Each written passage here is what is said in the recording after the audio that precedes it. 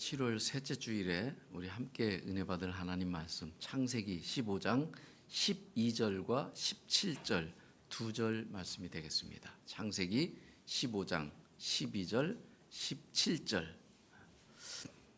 오늘도 하나님께서 저희에게 허락해 주시는 이 말씀과 다바크하고 이 말씀에 힘입어 한 주간 승리하겠습니다.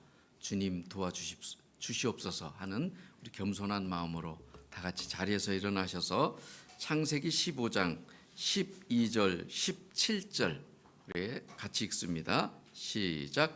해질 때에 아브라함에게 깊은 잠이 임하고 큰 흑암과 두려움이 그에게 임하였더니 17절. 해가 져서 어두울 때에 연기 나는 화로가 보이며 타는 횃불이 쪼갠 고기 사이로 지났다. 다시 한 번만 읽습니다. 12절. 해질 때에 아브라함에게 깊은 잠이 임하고 큰 흑암과 두려움이 그에게 임하였더니 17절. 해가 져서 어두울 때에 연기 나는 화로가 보이며 타는 횃불이 쪼갠 고기 사이로 지나더라. 아멘. 아멘. 자리에 앉으시면서 하나님의 꿈은 우리의 비전입니다.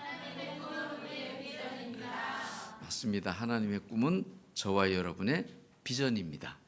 그렇기 때문에 저와 여러분들은 비전의 사람들인 줄로 믿습니다. 아멘.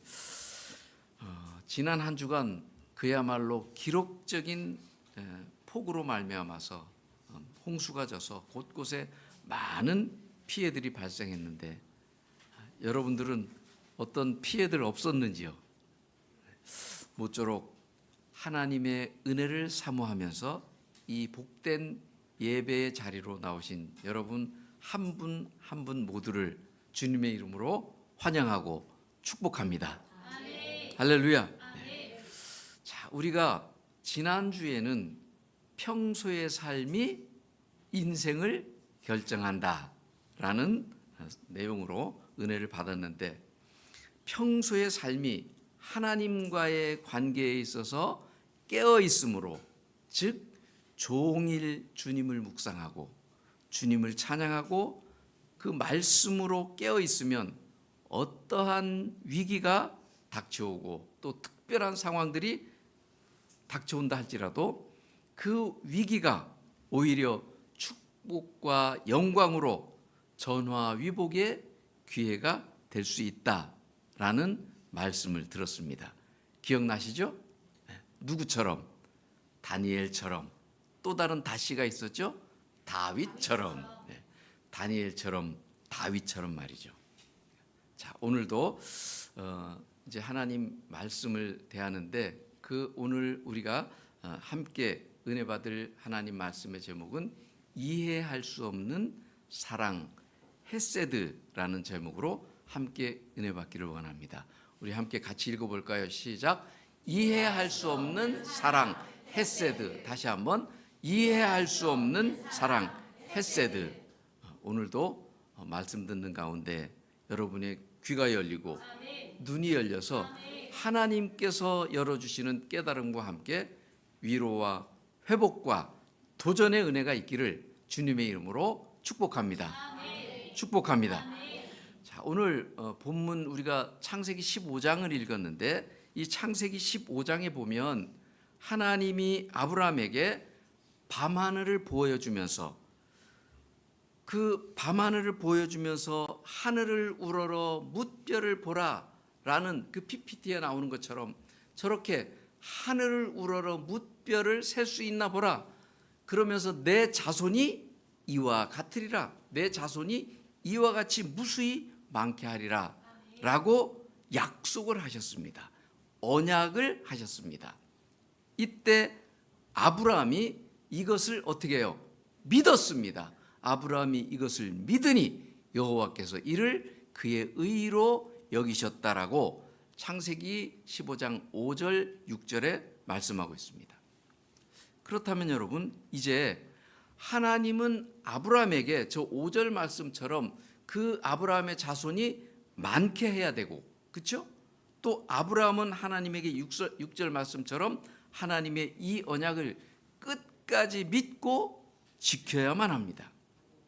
그런데 오늘 이 말씀을 분명하게 이해하려면 당시에 언약을 맺을 때 쌍방이 갑과 을이 언약을 맺을 때 어떻게 맺었느냐 하면 짐승을 잡아서 짐승을 반으로 딱 쪼개서, 그래서 짐승을 반으로 딱 쪼개서 갈라놓고 그 갈라놓은 짐승 사이로, 쪼갠 고기 사이로 두 사람이 지나갑니다. 이것은 무슨 의미냐 하면 만약에 누구든지 서로가 약속한 그 언약을 지키지 않으면 이 짐승처럼 쪼개져서 죽게 된다라는 의미입니다. 그러니까 언약을 세우면 생명을 걸고 반드시 그 언약을 지켜야 되는 거죠. 그런 의미에서 언약을 맺은 두 사람이 짐승을 반으로 갈라놓고 그 사이로 지나가게 되는 겁니다. 그런데 여러분, 오늘 본문을 자세히 보면, 오늘 우리가 읽은 이 본문을 자세히 보면 하나님께서는 아브라함과 언약을 맺는데 그렇게 하지 않으셨어요. 여러분이 오늘 이 내용을 깨닫게 된다면 우리 인간의 이성으로는 도저히 이해할 수 없는 그 하나님의 사랑을, 즉 헤세드를 발견하게 될 줄로 믿습니다. 아멘. 자, 지금부터 한번 잘 들어보시기 바랍니다. 오늘 본문 12절을 PPT로 우리 다시 한번 천천히 같이 읽어봅니다. 시작. 해질 때에 아브라함에게 깊은 잠이 임하고 큰 흑암과 두려움이 그에게 임하였더니, 지금 이 장면은 하나님이 아브라함과 언약을 맺는 장면인데, 언약을 맺으려면 하나님과 아브라함이 함께 쪼갠 짐승 사이로 지나가야 하잖아요. 그런데 놀랍게도 하나님은 아브라함을 어떻게 했어요? 잠들게 했습니다. 그리고는 어떻게 하나님이 하시느냐? 하나님은 자기 혼자서 타오르는 횃불 모습으로 현현하셔서, 즉 나타나셔서 그 쪼갠 고기 사이, 짐승 사이로 하나님 혼자만 지나갑니다.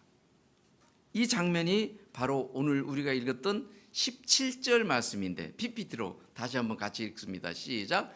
해가 져서 어두울 때에 연기 나는 화로가 보이며 타는 횃불이 쪼갠 고기 사이로 지나더라.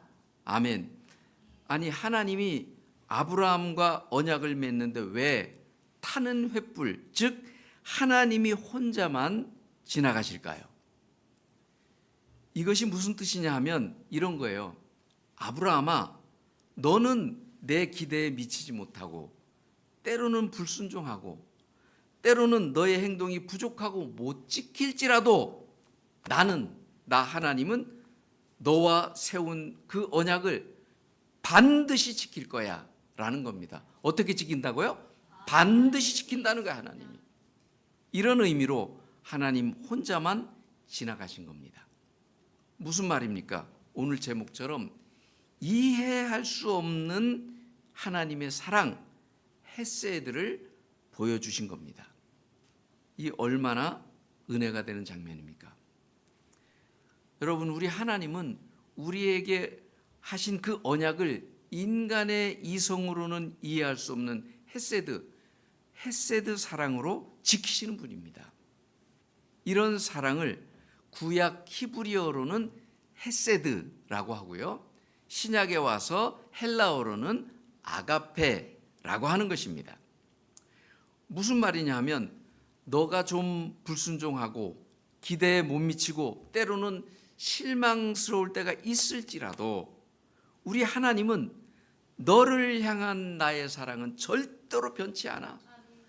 반드시 너와의 언약을 지켜낼 거야 라고 창세기 15장에서 혼자 횃불 언약을 하신 것입니다. 우리가 수요일날 TBS 공부할 때, 창세기 공부할 때 횃불 언약 기억나실 겁니다. 창세기 15장의 말씀입니다. 자, 그런데 창세기 16장에 와서 보면 아브라함이 이 언약을 무참하게 깨뜨리는 겁니다. 어떻게 해요? 아브라함이 자기 본처가 아닌 자기 몸종 하갈을 통해서 이스마엘을 낳아버리는 겁니다. 이때가 아브라함의 나이 86세였죠. 하나님은 너무 실망스러웠어요. 그 충격이 얼마나 컸던지 무려 13년간이나 몇 년? 13년간이나 하나님께서 침묵하셨습니다. 그리고 13년 후에 아브라함이 99세가 되었을 때 하나님이 나타나셨습니다. 이것이 창세기 17장 1절에 기록되어 있죠. 그런데 13년 만에 나타나신 하나님이 아브라함에게 어떤 말씀들을 하시는지 아십니까? 아브라함을 향한 하나님의 강한 의지를 17장에 담아놨습니다. 그래서 17장을 1절부터 깊이 묵상해 보면 얼마나 감격이 되고 감사가 넘치는지 모릅니다. 여러분도 오늘 이 설교를 들은 후에 창세기 17장을 꼭 다시 한번 꼭 읽어봤으면 좋겠습니다. 완전히 감동이 달라질 겁니다. 창세기 17장에는요, 온통 하나님 자신을 주어로 표현하면서 내가 언약을 지키겠다라는 겁니다. 1절에서부터 나는 전능한 하나님이라 라고 시작하면서 온통 내가 하나님이 주체가 되어서 말씀하고 계시는데 어떤 말씀들이냐 하면 아브라함의 불순종과 연약함 그리고 기대에 미치지 못할지라도 그럼에도 불구하고 나는 그 너와 맺은 그 언약, 횃불 언약을 반드시 지킬 거야 라는 겁니다. 이것은 우리 하나님의 이해할 수 없는 절대적 사랑, 헤세드 사랑인 줄로 믿습니다. 아멘. 아브라함이 창세기 16장에서 이미 하나님을 그렇게 굉장히 실망시켰음에도 하나님은 15장에서 약속했던 그 언약을 내가 반드시 지키겠다는 겁니다. 누가? 하나님이 자신이 지키겠다는 거예요. 여러분, 창세기 17장에 하나님이 주어로 나오는 문장을 제가 몇 개만 한번 골라봤는데 이런 얘기들입니다. 나는 전능한 하나님이라 너는 내 앞에 행하여 완전하라. 또 내가 하나님이 내 언약을 나와 너 사이에 두어 너를 크게 번성하게 하리라. 그리고 내가 너를 여러 민족의 아버지가 되게 함이니라. 내가 너에게서 민족들이 나게 하며 왕들이 너로부터 나오리라. 아브라함이 그렇게도 실망시켰는데도 하나님은 이해할 수 없는 절대적 사랑, 헤세드 사랑으로 그럼에도 불구하고 나는 너에게 반드시 이렇게 지키리라 라고 정말 이해할 수 없는 사랑, 한결같은 사랑, 변함없는 사랑, 실패하지 않는 절대적인 사랑을 보여주고 있습니다. 이런 관점에서 17장을 다시 읽어보시면 읽으면 읽을수록 너무너무 감사하고 감동이고 감격일 수밖에 없습니다. 왜냐하면 우리 하나님은 여러분이 조금 실패한다고 또 조금 넘어진다고 기대에 못 미친다고 여러분을 외면하거나 그 언약을 파기하는 것이 아니라 그럼에도 불구하고 끝까지 언약을 지켜내는 헤세드의 사랑입니다. 믿으십니까? 아멘입니다. 여러분, 사복음서의 내용들을 보면 마태복음, 마가복음, 누가복음, 요한복음 이 사복음서의 그 네 권의 내용들이 거의가 다 비슷비슷한 내용들이 많이 있습니다. 그런데 그 사복음서 네 곳에 다 기록된 내용은 그런 사건은 아주 적습니다. 예수님이 행하신 기적 중에서는 사복음서에 다 나오는 기적이 딱 한 가지밖에 없잖아요. 뭐죠? 오병이어의 기적. 한번 말씀드렸었잖아요. 오병이어의 기적 하나뿐입니다. 그런데 예수님의 기적이 아닌 일반적인 사건이 사복음서에 다 나오는 것이 있는데 그것이 어떤 내용이냐 하면 베드로가 주님을 3번이나 부인하고 도망쳤던 장면입니다. 그렇다면 이 베드로의 이 배신 사건을 사복음서에 다 기록한 것이 그 의도가 무엇일까요? 여러분, 수제자인 그 베드로를 망신시키기 위해서 복음서마다 다 그 사건을 기록했을까요? 아니면 베드로에게 수치감을 주기 위해서일까요? 아닙니다. 우리 하나님은 베드로, 너가 그렇게 잘못하고 수치가 있고 실패가 있어도 너의 잘못을 덮어주고 수치를 덮어주는 너를 향한 나의 사랑은 결코 변함이 없어. 결코 포기하지 않아. 라고 하면서 복음의 능력이란 바로 이런 거야. 라는 것을 베드로에게 보여주시려고 사복음서마다 모두 베드로의 이 배신 사건을 다 기록해 놓았던 겁니다. 그리고는 요한복음 끝에 가서, 사복음서 끝에 가서 어떤 장면이 나옵니까? 주님을 부인하고 배신했던 베드로가 낙심해서 디베랴 바닷가에 갔을 때 주님이 그에게 찾아가셔서 3번이나 베드로에게 묻죠. 베드로야, 네가 나를 사랑하느냐? 라고 묻습니다. 여러분, 많고 많은 질문 중에 왜 이 질문을 했을까요? 지금 베드로는 너무나 실의에 빠져서 부끄러워서 자기가 자기 자신을 봐도 너무 바보 같고 자괴감이 들고 내가 그때 왜 그랬을까? 라고 하면서 실망하고 낙심하고 있는데 왜 이러한 베드로에게 네가 나를 사랑하느냐? 라는 이런 질문을 했을까요? 여러분, 가만히 생각해 보세요. 당신 나를 사랑합니까?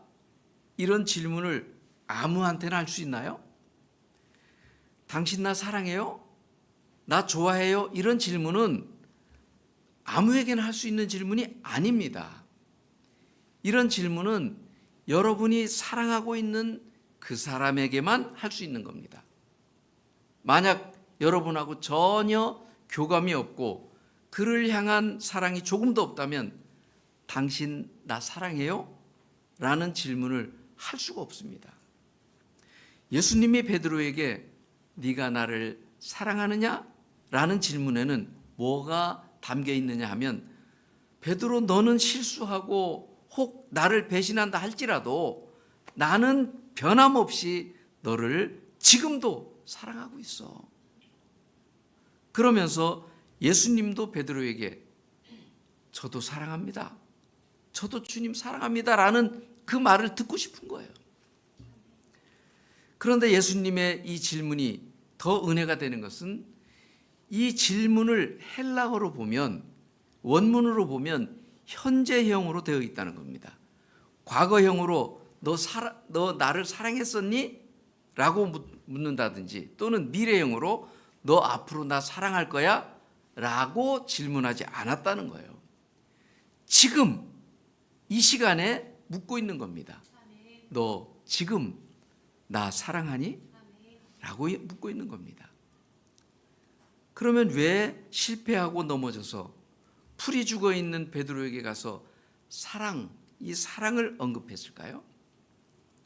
사랑하는 우리 나비섬 가족 여러분, 사람이 낙담하고 좌절했다가 다시 회복되어서 일어서려면 때로는 사람들의 위로도 필요하고 때로는 물질의 도움도 필요하겠지만 결정적으로 회복되고 일어설 수 있는 길은 오직 하나님의 사랑, 헤세드 사랑을 딱 깨닫게 될 때 다시 회복되고 일어설 용기가 생기기 때문입니다.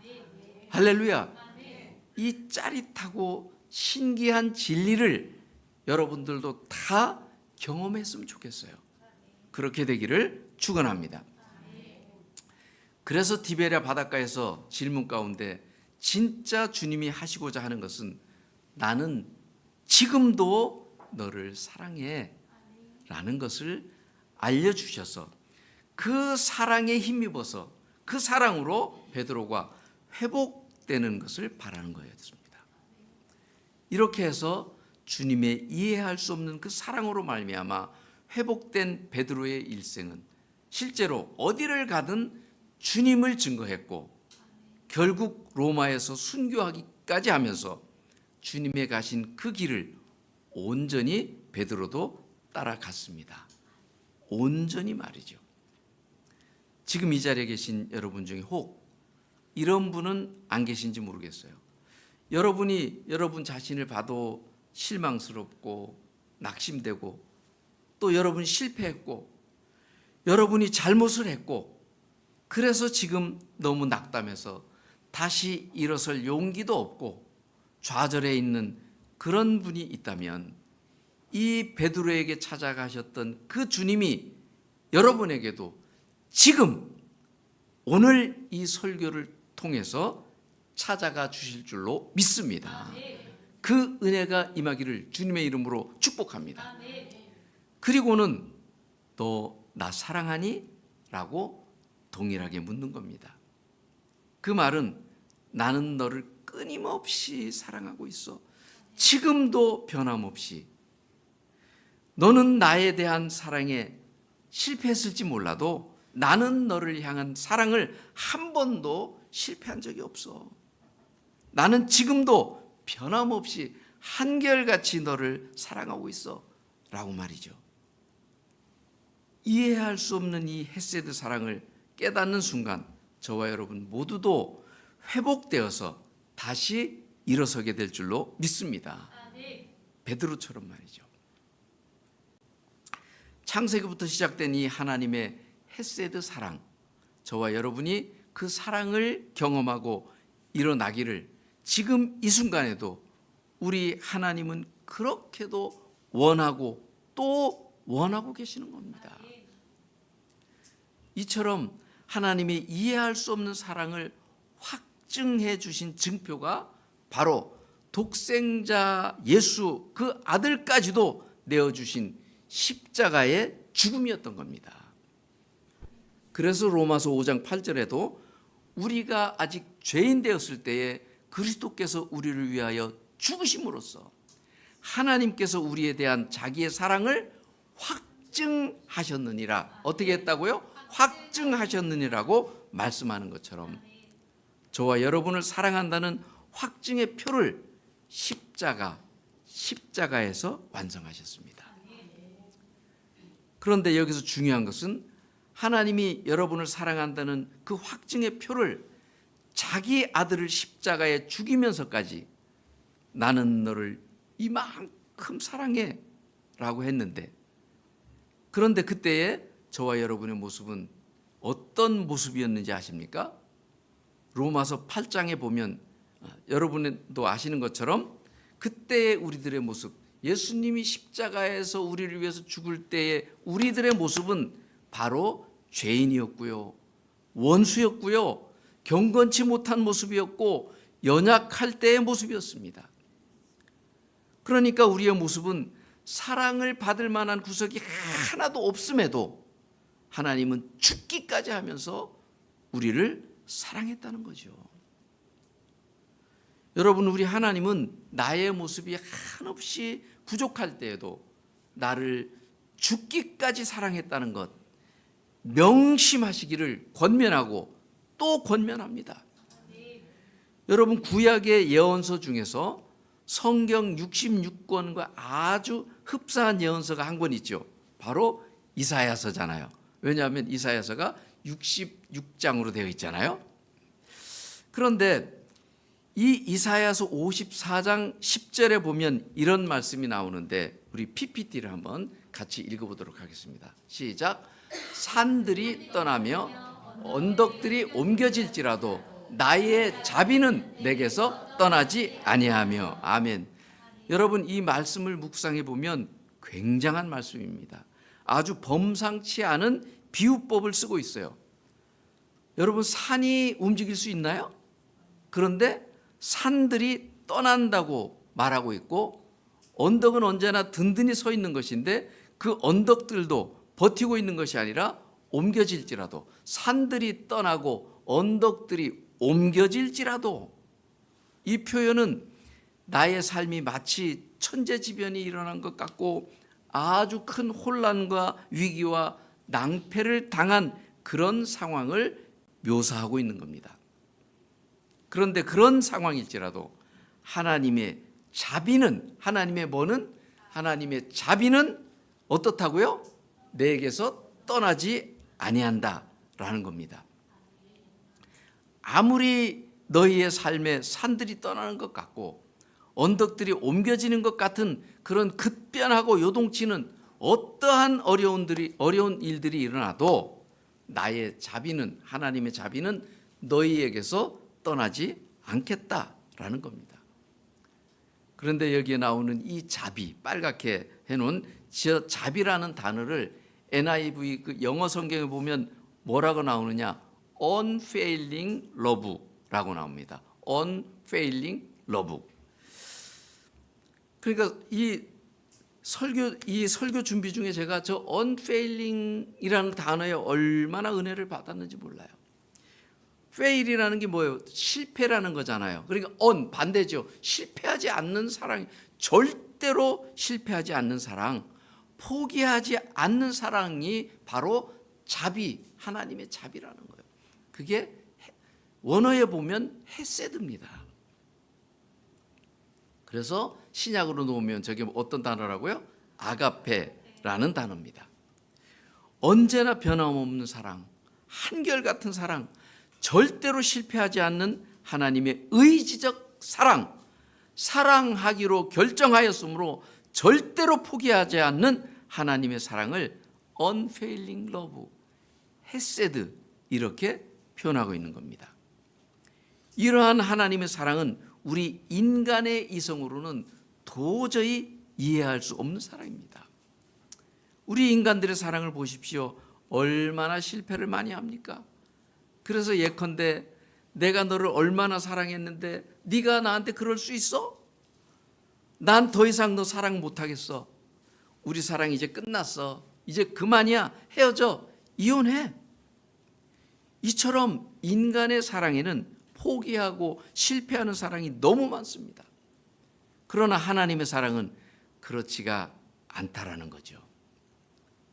여러분 평생을 교도소 교도관으로 근무했다가 은퇴하시고 전국을 다니면서 또 세계 곳곳을 다니면서 간증하고 있는 박효진 장로님이라고 아마 우리 그리스도인들은 대부분 잘 아실 겁니다. 유명한 분인데 그분의 간증에 보면 하늘로 가는 사형수 용필이라는 이야기가 나옵니다. 용필이. 그 빨간 명찰에 용필이라는 이름이 새겨진 사형수 이야기인데요. 이 용필이는 덩치가 아주 커서 막 태산 같고요. 그리고 황소 고집을 가져서 그 누구의 말도 듣지 않습니다. 그래서 늘 교도소 안에서 말썽꾸러기였고 골칫덩어리였습니다. 게다가 성격도 아주 난폭해서 같은 방을 쓰고 있는 다른 죄수들도 용필이만 보면 무서워하고 아주 싫어했습니다. 그럼에도 이 박효진 장로님은 어떻게 해서라도 그에게 예수 그리스도의 이 복음을 전하려고 애를 썼는데 아무리 애를 써도 복음을 전해도 복음이 들어가지 않는 겁니다. 그러던 어느 날 하루도 빠지지 않고 복음을 전해주던 그 박효진 장로님에게 이 용필이가 알았어요. 제가 예수 한번 믿어보죠. 이렇게 하더라는 거예요. 그런데 하필이면 바로 용필이가 그렇게 한번 믿어보겠다고 하던 바로 그날 오후에 사형이 집행되는 날이었답니다. 그러니까 이 장로님이 너무 안타까워서 하나님 해도 너무하십니다. 아직 저 녀석은 예수를 잘 모르는데 이렇게 빨리 불러가시면 어떡합니까? 아니 몇 달이라도 시간을 주셔서 최소한 복음으로 준비할 시간을 주셔야죠. 지금 저대로 죽으면 볼 것도 없어요. 지옥행입니다. 지옥불에 떨어지고 맙니다. 라고 투정을 부렸대요. 그런데 그날이 사형 집행 날이니까 수갑을 채우고 사형장으로 끌고 가는데 그렇게 태산만한 그 덩치를 가진 그가 몸이 완전히 풀려서 걷지도 못하고 다리도 흐느적거리고 침을 질질 흘리고 그리고 눈에는 초점이 사라지고 사형장 앞에 이르자 목에 거는 밧줄이 내려오는데 그것을 보고는 정신 나간 사람처럼 그냥 중얼중얼 하더래요. 이때 박효진 장로님이 너무 안쓰러워서 도저히 그냥 보고 있을 수가 없어서 그 사형을 집행하는 교도소장님에게 잠시만이라도 괜찮으니까 시간 좀 주세요 라고 하면서 워낙 간곡하게 요청을 하니까 그 교도소장이 용필이 한번 쳐다보고 이 박효진 장로님 한번 쳐다보고 몇 번을 그렇게 하다가 그러면 내가 잠시 시간을 드리겠다라고 허락해 줬답니다. 그래서 이 박효준 장로님이 아주 급하게 교도소에서 평소에 늘 함께 기도하던 그 신우회 그 회원들을 불러 모아서 용필이를 사이에 두고 간절히 이런 기도를 했답니다. 하나님, 용필이는 아직 구원의 확신도 없고 믿음이 없습니다. 이대로 하나님 데리고 가시면 어떡합니까? 주여 이 영혼을 불쌍히 여겨주세요. 그런데 이때 기적이 일어났어요.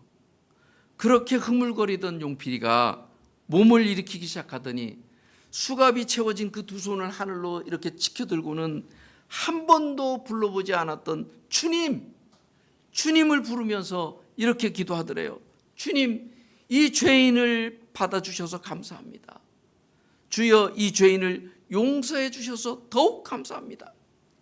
그리고는 한 옥타브를 또 높여서 큰 소리로 찬송을 부르는데 찬송가 279장 인애하신 구세주여 내가 비오니 죄인 오라 하실 때에 날 부르소서라고 하면서 찬송을 부르는데 여러분 주님께 용필이가 기도하는 것만도 기적인데 찬송가를 한 번도 들어본 적도 배워본 적도 없는 그가 찬송가 279장을 1절부터 4절까지 완벽하게 다 부르더라는 겁니다.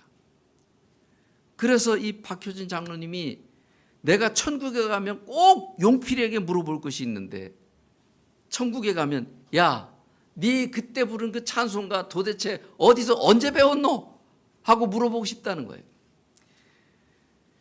용필이가 그렇게 찬송가를 부르고 나더니 마지막 한마디 박효진 장로님에게 장로님 이 은혜는 내가 천국에 가서도 꼭 잊지 않겠습니다. 이 은혜 잊지 않고 꼭 갚을게요 라고 하면서 사형수 용필이는 형장의 이슬로 사라지게 되었습니다. 여러분 용필이는 이처럼 극악무도한 죄인이었지만 그 영혼을 구원하겠다고 작정하신 하나님은 그 영혼을 절대로 포기하지 않고 끝까지 그 영혼을 향해서 구원의 손길을 내미셨습니다. 한 번 작정하신 하나님의 사랑은 실패하지 않는 사랑, unfailing love였습니다. 아멘.